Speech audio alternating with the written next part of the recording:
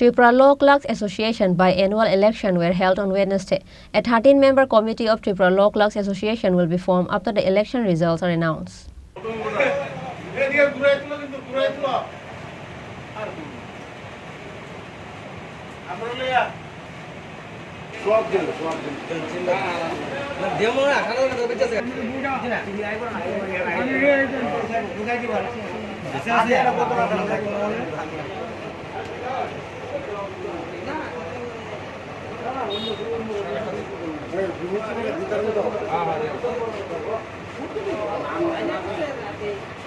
The process of voting through ballot papers was completed at the Tripura Law Clerks Association office.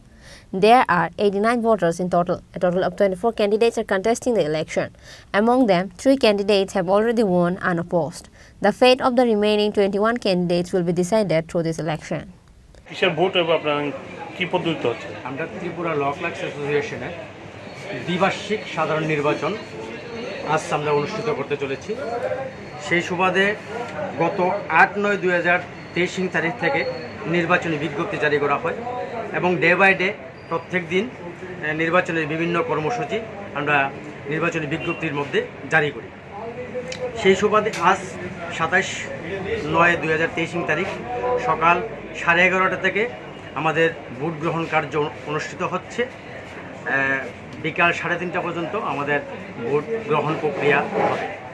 তারপর বিকাল 4:30 থেকে আমাদের vote গণনা শুরু এবং অন্তে ভোটের ফলাফল ঘোষণা করা হয়।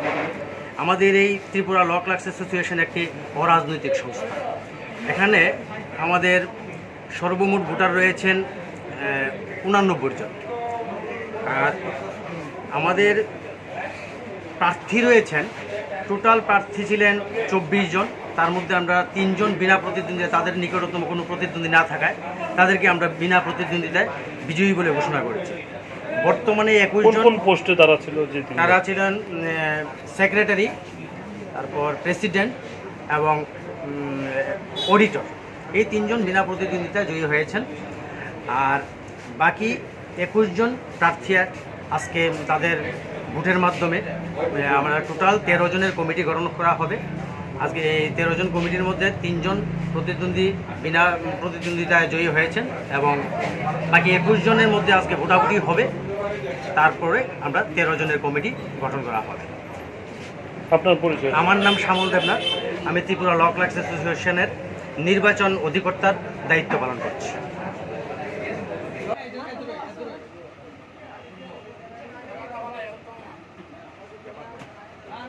Reported by Pranav from Agartala, Chini, Khorang.